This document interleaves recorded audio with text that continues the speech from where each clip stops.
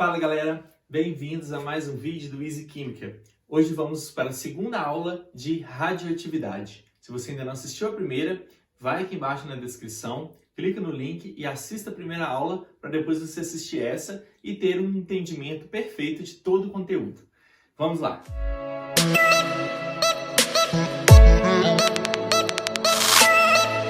Bom, hoje nós vamos falar dos tipos de radiação. Na última aula, nós já vimos que as radiações químicas, são três principais, alfa, beta e gama, e elas foram descobertas por Rutherford, quando ele fez aquele experimento, colocou o campo elétrico e ele percebeu que as partículas, as radiações químicas, elas se desviavam, uma em direção ao lado positivo e outra em direção ao lado negativo, do campo elétrico, e aí ele denominou de partículas alfa, beta e mais tarde foi descoberto também as partículas gama. Então, olha só, vamos começar com a radiação alfa, as partículas alfa. Gente, as partículas alfa, elas têm esse símbolozinho aqui, o alfa, tá? E elas apresentam 2 prótons no núcleo e 2 nêutrons. Portanto, se nós temos 2 prótons e 2 nêutrons, nós sabemos que a massa de um elemento químico é a soma das partículas nucleares. Então, nós podemos falar que a soma, a massa da partícula alfa, o A, é igual a 4. Por quê? 2 nêutrons mais 2 prótons, Então, nós vamos ter um total de 4 na massa. Gente, eles são semelhantes ao núcleo de hélio. Por quê? Porque o hélio, ele tem o número atômico 2 e ele tem 2 nêutrons. Ou seja, 2 mais 2, 4. Perceba que o hélio é um átomo. Ele é um átomo, então ele tem os 2 elétrons girando na eletrosfera dele. Aqui nós estamos falando de uma partícula alfa. A partícula alfa é igual ao núcleo do hélio. Ele não tem os elétrons, não é igual ao átomo de hélio, é igual ao núcleo do hélio. O núcleo do hélio tem 2 prótons e 2 elétrons. 2 prótons e 2 nêutrons. Exatamente igual à partícula alfa, certo? 2 prótons e 2 nêutrons, totalizando massa de 4. Então, às vezes, eles falam aí, liberando núcleos de hélio. Você pode saber que é uma partícula alfa, tá bom? A partícula alfa, gente, ela viaja com 10% da velocidade da luz. Essa é a velocidade da partícula alfa. Por que não é 100% da velocidade da luz? Porque ela tem massa, E corpos que têm massa não conseguem chegar à velocidade da luz. O símbolo vai ser esse alfa, 4 em cima e mais 2. Esse 4, então, está relacionado com a massa da partícula e o mais 2 com a carga da partícula alfa. Tranquilo? Essas partículas alfa, elas são emitidas por núcleos instáveis, O núcleo está instável, então ele emite uma partícula alfa. Geralmente, os núcleos que emitem, naturalmente uma radiação das partículas alfa, por exemplo, são os núcleos que têm número atômico maior do que o número atômico do polônio. Eles são altamente instáveis, então eles vão emitir radiação química, E a radiação alfa, então, é emitida a partir desses núcleos instáveis aí. Eles têm baixo poder de penetração. Então, nós também vimos no experimento da última aula, que eu mostrei no histórico, falando que quando foi descoberto, as partículas alfa, a gente fez os experimentozinhos lá que mostrou que a partícula alfa ela era barrada por uma folha de papel. Então, ela tem pouco poder de penetração. Mas, no entanto, ela tem alto poder ionizante, ou seja, ela consegue arrancar elétrons facilmente. Consegue arrancar elétrons. Não deixa, então, de ser perigosa, E ela pode causar até queimaduras de primeiro grau, dependendo da quantidade que você recebe de radiação alfa. Agora, gente, de acordo com as características que nós temos aqui, nós vemos as características das partículas alfa, e aí nós vamos entrar na primeira lei da radioatividade. Quando um elemento químico instável emite uma partícula alfa, ele vai sofrer uma transformação. Concorda comigo? Porque a partícula alfa ela sai do núcleo do átomo. Então vamos imaginar, você tem aqui um elemento X, com número atômico Z e massa A. Então, quando esse elemento emite uma partícula alfa, significa que nós estamos retirando da massa total desse átomo aqui, nós estamos retirando 4 na massa dele. Então, um novo elemento que vai ser formado vai ser a massa do antigo menos 4. E você não tá esse elemento não está perdendo uma partícula alfa que tem uma carga de 2+, então você vai retirar 2 do número atômico. Então aqui era Z menos 2. Então esse aqui, ó, é denominado nuclídeo pai. E este que foi produzido é o nuclídeo filho. Vamos ver um exemplo. Turma, perceba que aqui ele mudou o número atômico. Toda vez que isso acontecer, a reação nuclear é denominada reação de transmutação, porque um elemento se transforma em outro elemento. Então, numa reação de transmutação, tem que haver alteração do elemento químico. Ele era um, tem que se transformar em outro. Por que isso acontece? Você está mudando o número atômico dele, certo? Tem algumas reações que são nucleares, mas não são de transmutação, pois elas não vão mudar o número atômico do átomo. Então vamos pegar aqui o urânio 238. O urânio liberando uma partícula alfa, ou seja, o elemento a ser produzido, ele precisa de ser um elemento que tenha, se era 238 e saiu uma alfa, ele vai ficar com 234, a massa do novo elemento. Se era 92 o número atômico que ele perdeu 2, né, saiu um alfa que tem a carga de 2, ele vai ter 90. Aí se você olhar na tabela periódica, qual é o elemento químico que tem número atômico 90? É o tório. Então nós produzimos um nuclídeo filho chamado de tório. O urânio, ao liberar uma partícula alfa, ele produz o nuclídeo filho tório, ok? Então isso é uma reação de transmutação nuclear, porque você está transformando um elemento químico em outro. Preste atenção que essas reações nucleares devem acontecer, né, com a conservação da massa. Perceba que aqui nós temos conservação da massa e da carga. 4 mais 234, 238. Tem que ser igual à massa de antes. Aqui era 92.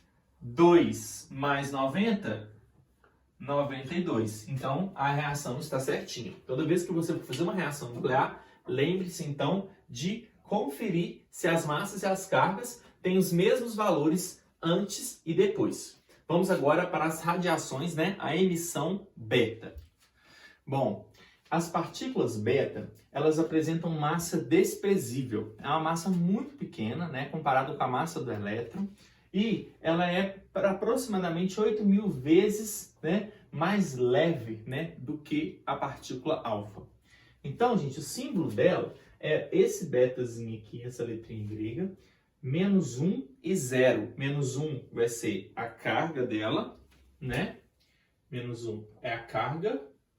E como nós falamos, a massa é aproximadamente 0. Então, nós vamos considerar a massa desprezível. Como ela tem uma massa muito pequena, ela consegue chegar a 90% da velocidade da luz. A partícula alfa conseguia chegar só a 10% da velocidade da luz porque ela tinha massa, né? Ela tem um poder de penetração maior do que as partículas das partículas alfa. Lembra que a partícula alfa era barrada por uma folha de papel simples? Aqui, ó, ela é barrada por lâminas metálicas finas, né? Tecidos grossos, madeira mais densa e as camadas mais internas da pele. Elas são barradas. Então, elas podem causar queimaduras de segundo grau. E como que elas são produzidas? As partículas beta, elas são emitidas por núcleos instáveis que apresentam muito nêutron. Então, olha só, emitido por núcleos instáveis com excesso de nêutrons. Aí, gente, olha o que acontece. Um nêutron que está no núcleo, ele se desintegra e libera um próton, mais um elétron e um antineutrino. Essa partícula aqui, ó, 0 e 0. Ela não tem carga nem massa. Antineutrino. Então, ele não interessa para a gente aqui nas reações, né? Mas a gente tem que falar que ele libera essa partícula. O elétron e o antineutrino, eles são ejetados, eles saem fora, certo? E aqui, este próton, ele fica no núcleo. Então, esse aqui é um próton que fica no núcleo. Nossa Deus. No núcleo. O próton que fica no núcleo. Portanto, de acordo com isso, nós temos a segunda lei da radioatividade, né? Também conhecida como a lei de Soddy, Fajans e Russell. Essa lei, galera, ela mostra o seguinte: quando nós temos um elemento químico instável, né, por apresentar bastante nêutron, ele vai liberar uma partícula beta e vai transformar num outro elemento. Só que você concorda comigo, quando ele libera a partícula beta, quando ele libera o elétron aqui, o próton aumenta um no núcleo, sai um nêutron para produzir um próton. O nêutron se desintegra e produz um próton. Este próton, ele fica no núcleo. Então ele não tinha um próton ali e aí não tinha este próton, né? E aí aumenta um próton. Ou seja, se era Z o número atômico, aqui nós vamos ter Z mais 1. Ele aumenta o número atômico em 1, quando libera uma partícula beta. E a massa continua sendo a mesma, né? Porque é zero. Olha só. Bismuto 210, 83. Liberou uma radiação beta. Essa radiação beta, ela vai transformar o núcleo dele, que era 83 prótons, vai se transformar em 84. Pois quando libera uma beta, fica um alfa para trás, fica um próton para trás, né? Então, 84. Agora, 210, se o beta não tem massa, ele continua com 210. Qual é o elemento número atômico 84? Polônio. Então aqui nós temos uma reação de transmutação também, né? Porque mudou o elemento químico. Transmutação. Perceba que sempre que você tiver uma emissão beta simples, né? Emitiu uma beta só, os dois elementos, o nuclídeo pai e o nuclídeo filho, eles vão ser isóbaros. As massas são as mesmas, porque o beta não varia a massa dele, né? Então eles sempre vão ser isóbaros, ou seja, mesma massa. Mesma massa. Tranquilo? Agora vamos falar de uma outra partícula beta, só que positiva. Então, galera, os pósitrons, né, eles são partículas beta, só que com carga positiva, né? Então, como que funciona? O beta é quando o nêutron se desintegra, né, e deixa um próton no núcleo e libera um elétron, que é a partícula beta, é um elétron que sai do núcleo. Já o pósitron, nós temos aqui, quando um próton, né, que está no núcleo, ele se desintegra e se transforma num nêutron mais um elétron positivo. Esse elétron positivo é denominado pósitron. A gente chama também de antielétron. Antielétron. Então, olha que interessante. É como se fosse o contrário.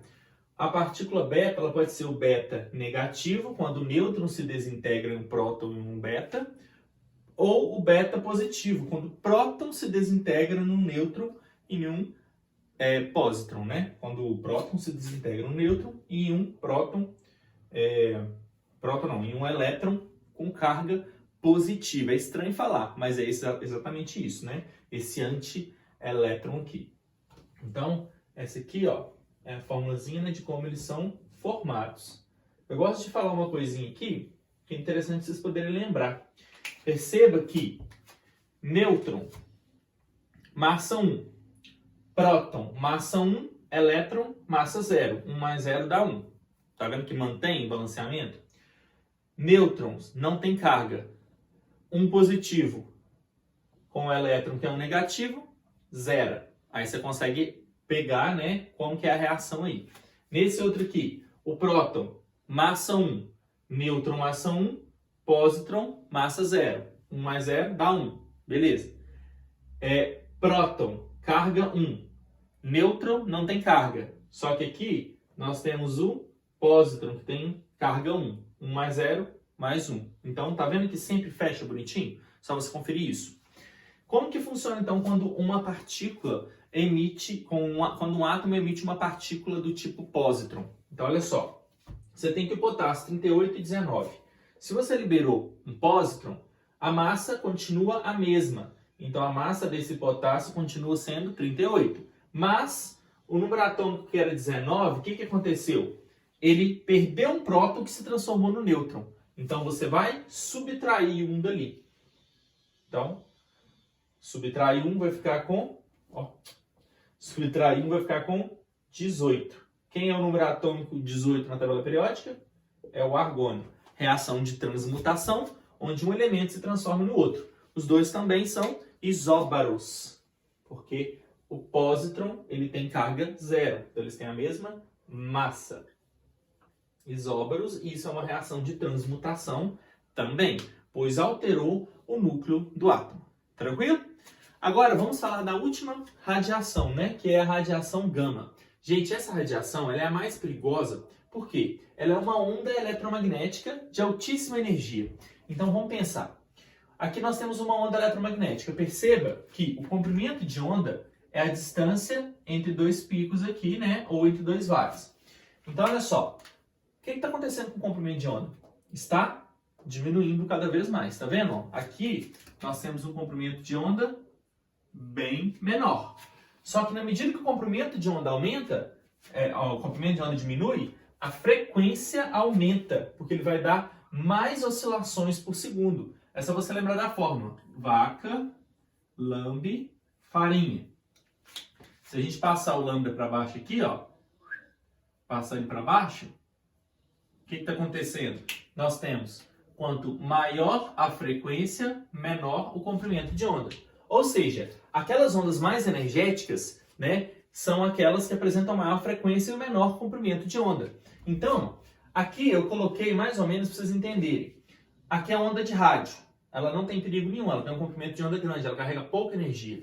Depois micro-ondas, consegue vibrar moléculas de água, né? Aí depois vem o infravermelho. Depois do infravermelho, vem a região de luz do visível. São as cores que nós conseguimos enxergar, que vai do vermelho ao violeta. Então perceba que aqui, ó, o infravermelho vem antes do vermelho. A gente não consegue enxergar essas ondas aqui. Essa região do visível, né, de 700 a 400 nanômetros, nós vamos ter aqui então a região que nós conseguimos enxergar, que é a região do visível. Antes do visível, a gente não enxerga. Então, infravermelho vem antes do vermelho. Depois, a cor mais energética de todas é o violeta. Depois do violeta vem o ultravioleta. O ultravioleta já carrega mais energia, né? Tanto que quando nós ficamos no Sol, a gente recebe a radiação ultravioleta e a gente consegue tomar uma cor, né? Ficar moreno aí por causa da radiação ultravioleta que carrega uma energia maior dependendo do horário que você estiver no Sol. Agora, depois disso já começa a ficar perigoso, porque vem os comprimentos de onda referentes ao raio X, que são muito perigosos, e depois o raio gama. O raio gama é exatamente essa radiação que nós estamos estudando, né? Uma onda eletromagnética muito penetrante, muito perigosa, porque ela carrega uma alta energia. Olha lá o comprimento de onda dela bem pequenininho. Então, gente, ele não tem carga e não tem massa. O símbolo é esse aqui, ó. O gama 00. Não tem carga e não tem massa. Então, quando você for fazer uma reação química e liberar uma radiação gama, você não muda o número atômico e não muda o número de massa do elemento químico que foi produzido igual na primeira e na segunda lei da radioatividade que nós vimos, né? Quando libera o alfa e quando libera o beta. Aqui, ele não vai mudar o átomo. Mas, essa partícula gama, geralmente, ela vai ser emitida juntamente com a alfa e com a beta. Ela não é emitida sozinha, tá? Então, o gama, essa onda eletromagnética, ela é emitida na medida que foi emitindo o alfa e que foi emitindo o beta, ela também será emitida. A velocidade dela, gente, chega à velocidade da luz, né? 3 vezes 10 a 8 metros por segundo. Ou seja, ele é uma onda, então ele tem a velocidade da luz. Elevado poder de penetração, ele consegue atravessar tudo, o nosso organismo consegue atravessar, mas ele é barrado por blocos de concreto e de chumbo, determinado do tamanho da espessura dele. Eles não ultrapassam blocos de chumbo grossos e concreto. Na gente, né, é uma radiação que não é freada, ela atravessa o nosso corpo, então ela pode causar mutação genética, né? Ela pode causar teratogenia, então seus filhos, netos, eles podem ter problemas se você, né, nascer com má formação, se você receber radiação gama. Na Segunda Guerra Mundial, várias pessoas até hoje nascem, né, com problemas por causa dos efeitos da radiação que foram tomados naquela época das pessoas, né, que viviam próximo da cidade de Hiroshima e Nagasaki, que recebiam a radiação. Aquelas que não morreram na hora, né, tiveram problemas futuros aí por causa disso, né? Ela pode causar mutações genéticas na gente, que ela atravessa o nosso corpo. Elevado poder de penetração, então, e baixo poder ionizante. Então, ela não tem capacidade de retirar os elétrons igual a alfa tem. Ela não é barrada pelo corpo, que eu já falei aqui agora. Então, gente, essa foi a aula de hoje. Nós falamos de todas as 3 radiações. Nas próximas aulas, nós vamos começar a ver as reações nucleares, agora que a gente já sabe as leis, como funciona, fazer várias reações, né, as séries radioativas, as famílias radioativas, e estudar como que essas reações vão liberando, né, as partículas alfa, beta e gama durante as reações nucleares. Espero que vocês tenham gostado. Não deixe de curtir se você gostou desse vídeo. Compartilhe com seu colega e se inscreva no nosso canal se você ainda não é inscrito. Ative o sininho para não perder nenhum vídeo.